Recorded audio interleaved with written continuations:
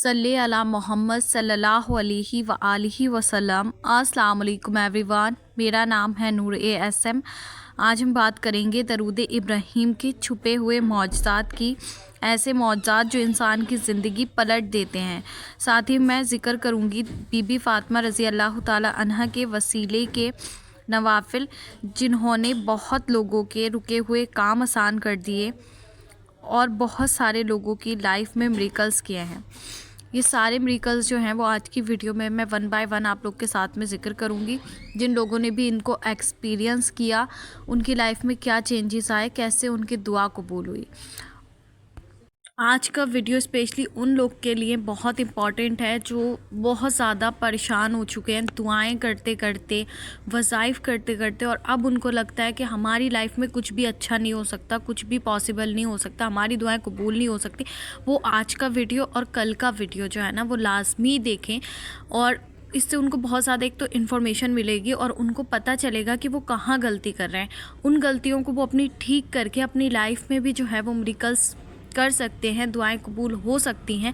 अभी भी वक्त है, हो सकता है ये वीडियो आपके सामने आज का इसीलिए आया है कि आप लोग की लाइफ में जो काम रुके हुए हैं, जो सालों से नहीं हो रहे हैं, वो इस सब के बाद इंशाल्लाह पॉसिबल हो जाएंगे।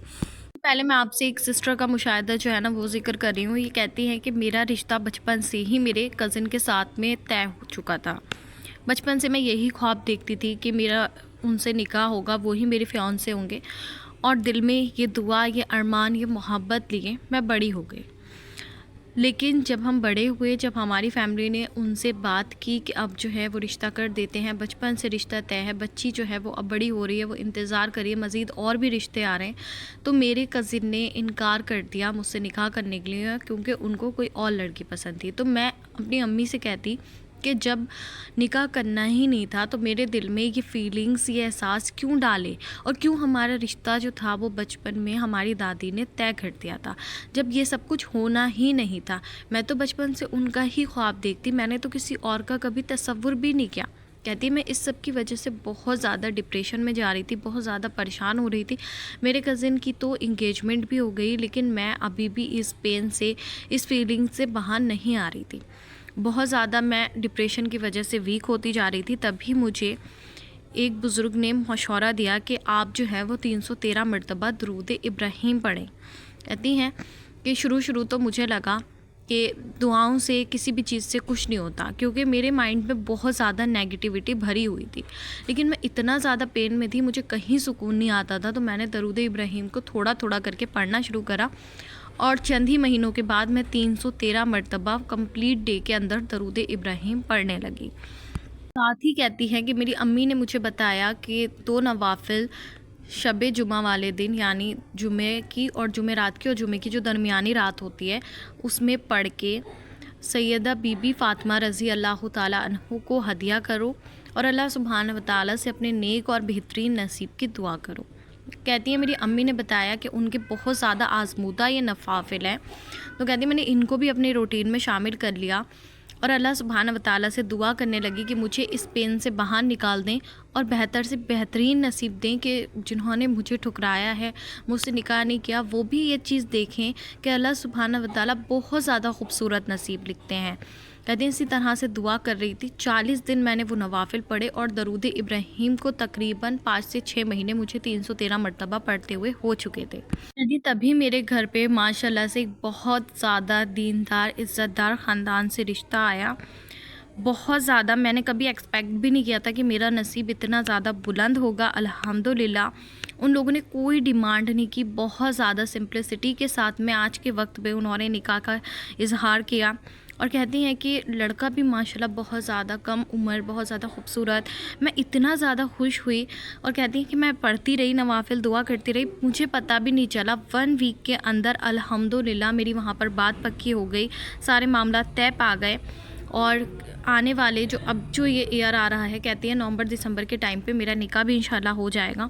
मैं इतनी ज़्यादा खुश हूँ कि हर कोई मुझे देखकर ये कहता है कि इसका नसीब इतना ज़्यादा नेक, इतना ज़्यादा बुलंद कैसे है। तो कहती है, मैं कहती हूँ ये सारा मेरा कमाल नहीं है, सारा मेरे अल्लाह का कमाल है, दरूद इब्राहीम का कमाल है।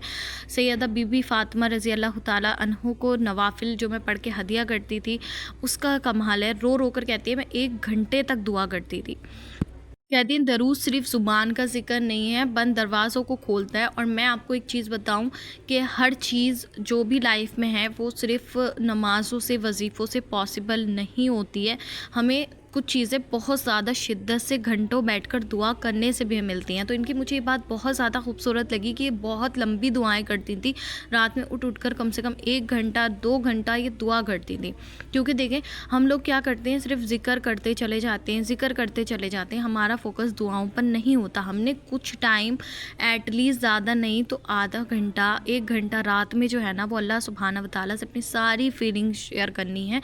बहुत ज़्यादा रो कर, बहुत ज़्यादा रो कर दुआएं करनी है कि अल्लाह सुब्हाना व तआला जो मेरे दिल में है, मेरे दिल में ख्याल है, फीलिंग्स हैं, वो सब आप जानते हैं।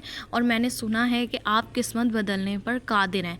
और ये भी दुआ किया करें कि अल्लाह सुब्हाना व तआला, आपको बहुत हया आती है अपने बंदों को खाली हाथ लौटाते हुए, और मुझे भी आपको हया आएगी खाली हाथ लौटाते हुए, इसलिए मैं खाली हाथ नहीं जाऊँगी। अल्लाह सुब्हाना व तआला, मैं बादशाहों के बादशाह के दर पर कुछ मांगने आई हूँ। जब हमारे गेट पर कोई फ़कीर आता है तो उसको भी हम 1 रुपया 2 रुपया दे देते हैं, फिर मैं तो बादशाहों के बादशाह के दर पर खड़े होकर कुछ मांग रही हूँ, आप मुझे खाली हाथ कैसे भेज सकते हैं। इस तरह से अल्लाह सुब्हाना व तआला से दुआएं करें कि अल्लाह सुब्हाना व तआला, मैं आई हूँ तो मैं आपसे लेकर ही जाऊँगी। और अल्लाह सुब्हाना व तआला, मेरे अमाल, मेरे ज़िक्र, मेरी नमाज़ों में वो तासीर नहीं है। आप मेरे अमालों को ना देखें, मेरी नमाज़ों को ना देखें, मेरे ज़िक्र को नहीं देखें, आप अपनी बादशाहत को देखें। आप देखें कि आप कितने रहमान हैं। अल्लाह सुब्हाना व तआला से, अल्लाह सुब्हाना व तआला की तारीफ़ बयान करें। कुरान पाक में जो अल्लाह पाक ने प्रॉमिस किए हैं ना कि मैं दुआओं को कबूल करता हूँ, मैं हर चीज़ पे कादिर हूँ, वो अल्लाह सुब्हाना व तआला को याद दिलाएं।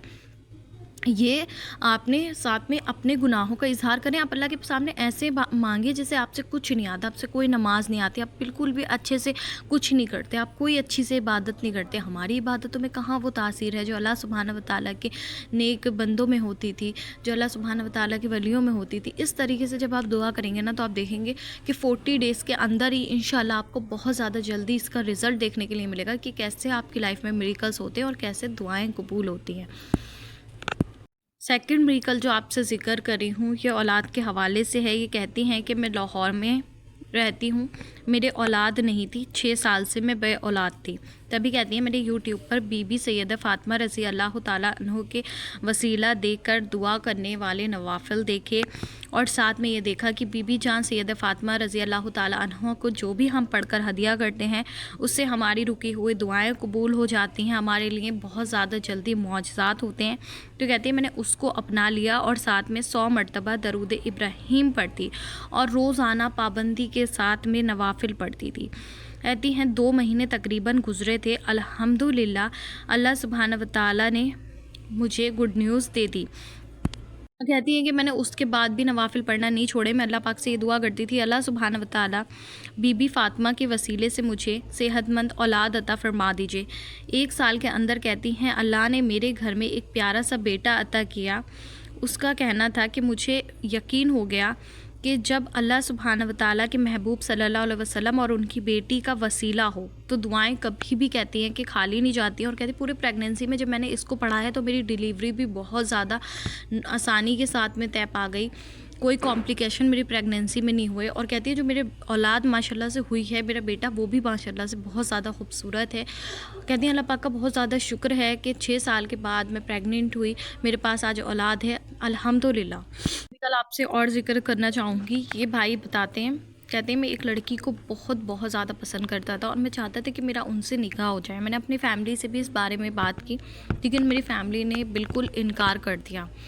उन्होंने बोला ना तो वो हमारी कास्ट के हैं, ना ही वो लोग हमारे स्टैंडर्ड के हैं, तो हम लोग जो है वो वहाँ पर निकाह बिल्कुल भी नहीं कर सकते। और कहते हैं कि मेरे उस टाइम पे जॉब भी नहीं थी, मैं जॉब के हवाले से भी बहुत ज़्यादा परेशान था।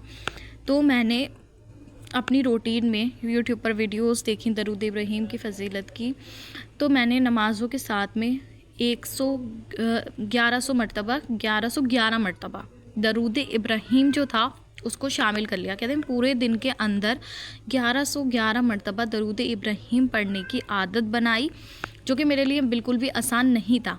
लेकिन बताते हैं कि जब से मैंने इसको शामिल किया है ना अपनी रूटीन में, मुझे कोई और वजीफ़े की अब तक ज़रूरत नहीं है अपनी ज़िंदगी में। मैं समझता हूँ कि इसके बाद मुझे कभी किसी वजीफ़े की ही ज़रूरत नहीं पड़ी है। कहते इस तरीके से पढ़ता चला गया और अल्लाह सुब्हान व तआला से अपने और उस लड़की के निकाह की दुआ करता गया। कहते बीच में ऐसा भी वक्त आया कि उनका रिश्ता किसी और के साथ फ़िक्स हो गया और शादी की डेट तक फ़िक्स हो गई। मुझे लगा कि सारी चीज़ें मेरे हाथ से निकल चुकी हैं, अब कुछ मेरी ज़िंदगी में पॉसिबल नहीं हो सकता। लेकिन कहते हैं उस टाइम अल्लाह से कनेक्शन इतना स्ट्रॉन्ग बन गया था कि हर चीज़ पे दिल राज़ी था कि अल्लाह सुब्हाना व तआला की मोहब्बत तो मिल गई है ना, अब कुछ मिले या ना मिले कोई फ़र्क नहीं पड़ता। तो कहते हैं बस पढ़ता चला गया। मुझे नहीं पता चला कि कब उनका रिश्ता वहाँ से टूटा और कब उनका रिश्ता अल्लाह सुब्हाना व तआला ने मेरे साथ में जोड़ दिया। मेरी पूरी फैमिली जो थी वो एग्री हो गई। मेरे पास माशाल्लाह से बहुत अच्छी जॉब जो थी वो हासिल हुई। मेरे फादर जो कि इतने सख्ती से इनकार करते थे ना, कि मुझसे कहते थे तुम घर छोड़ के चले जाओ, हम तुम्हें प्रॉपर्टी से बेदखल कर देंगे, हम कभी तुम्हारा निकाह वहाँ पे नहीं करेंगे।